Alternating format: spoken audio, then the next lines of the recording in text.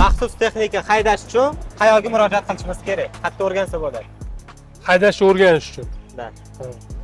Yaxshi savol. Maxsus texnika. Qarang, bizda hozir O'zbekistonda qayerga qarasangiz IT kurs, dizayner, arxitektor bo'lib ketganda hamma buxgalter. Lekin именно mana shunaqa spets texnika haydashni o'rgatadigan joy yo'q. Bizda bor. Biz 1 yilda bir marta seminar qilib, 3 kunlik seminar qilamiz. Buldozer, колесный ekskavator va frontalniy pogрузчикka qanaqa ekspluatatsiya qilish, qanaqa haydash va qanaqa birinchi tex yordam ko'rsatishni biz o'sha seminarda o'rgatamiz o'zi.